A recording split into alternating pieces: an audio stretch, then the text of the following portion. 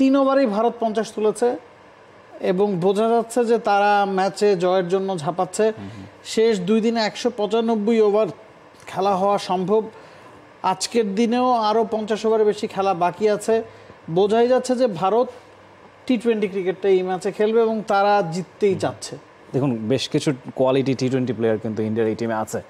আপনি রোহিত শর্মার কথা বলেন, টি-20 থেকে অবসর নিয়েছেন, সেই ঝালটাও মেটাতে পারেন ডেফিনেটলি। এবং আইপিএল এ তারা কিভাবে খেলে থাকেন সেটা আমরা সবাই জানি। তো ইন্ডিয়ার কাছ থেকে এটা আনএক্সপেক্টেড কিছু না। টেস্টের যে সিনারিও, প্রথম 3টা দিনে সেভাবে করে খেলা হয়নি, 4র্থ দিনের খেলা চলছে, এখনও তারা রেজাল্টের এক্সপেকটেশন নিয়ে মাঠে নেমেছে।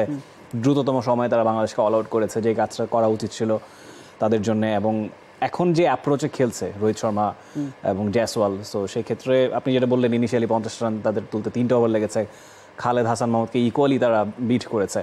সেই জায়গাটায় এই মুহূর্তে তাদের টার্গেট হয়তো আজকে সারাদিন খেলে কালকে বাংলাদেশকে খেলিয়ে খুব বেশি লিড তো বাংলাদেশ সেক্ষেত্রে হয়তো বা দিতে পারবে কিনা, এটা দেখার বিষয়। 250-টিরও বেশি ডিজাইন অপশন নিয়ে ওয়ালটন স্মার্ট ফ্রিজ, বোঝে আপনার প্রয়োজন। রেজাল্টটা হয়তো বা এসে যেতেও পারে যদি আর বৃষ্টির কোনো সম্ভাবনা না থাকে। বাংলাদেশ ইনিংসের কথা যদি আসি, মুমিনুল হক তার ক্যারিয়ারের 13 নম্বর টেস্ট সেঞ্চুরি করেছেন।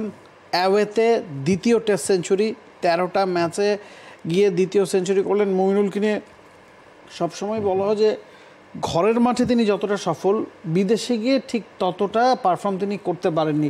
একটা উত্তর কি মুমিনুল দিলেন কিনা, এবং টেস্ট ক্রিকেটারদের জন্য এই অন অ্যান্ড অফ খেলাটাও আসলে ডিফিকাল্ট। এই বছর বাংলাদেশ ঘরে বাইরে অনেক টেস্ট খেলছে, প্রস্তুতিটা ঠিকঠাক হচ্ছে, সেটার পারফরমেন্সে রূপায়ণটাই কি আসলে করলেন?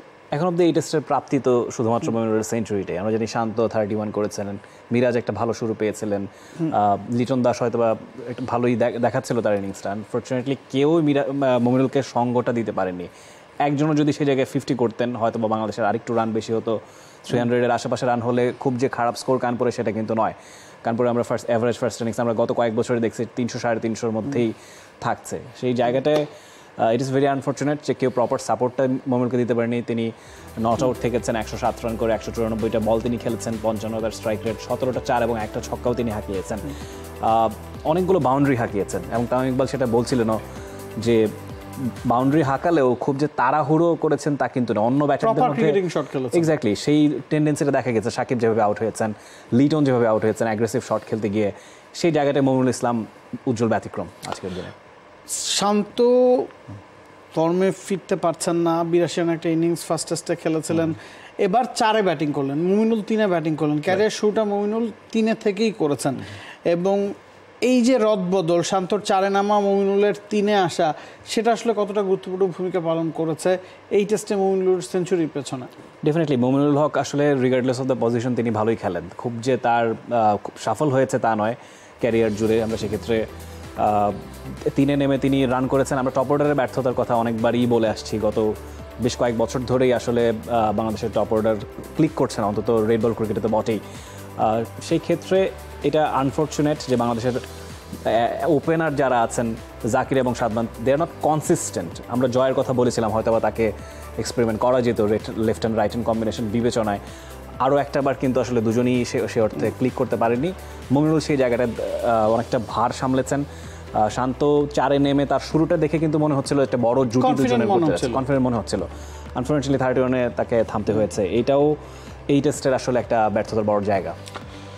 বাংলা যদি ইনিংসটাকে আরেকটু বড় করতে পারতো, অন্তত টি পর্যন্ত খেলতে পারতো, সাকিব যেভাবে ডাউন দ্য উইকেট গিয়ে চার্জ করতে গিয়ে আউট হয়েছেন, বা লিটন যেভাবে আউট হয়েছেন, সেই আউটগুলো যদি না হতেন, এবং ইন্ডিয়ার ক্যাচিংয়ের কথাও বলতে হবে, আউটস্ট্যান্ডিং কিছু ক্যাচ তারা ধরেছে, রেগুলেশন ক্যাচও কোনোটা তারা মিস করেনি। সে কারণে আসলে বাংলাদেশ 233 রানে অল আউট হয়ে গেছে। মুমিনুল এক প্রান্তে একাই লড়াইটা করেছেন, অন্য কেউ তেমন একটা বড় সময় ধরে আসলে সঙ্গ দিতে পারেনি, এবং সে কারণে ইন্ডিয়ার সামনে কিন্তু এখন সুযোগ আছে।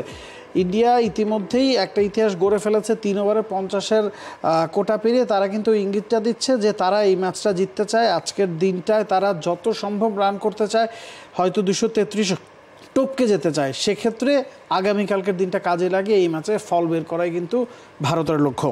For more updates, subscribe to our YouTube channel and click on the bell icon. Follow us on Facebook and Instagram.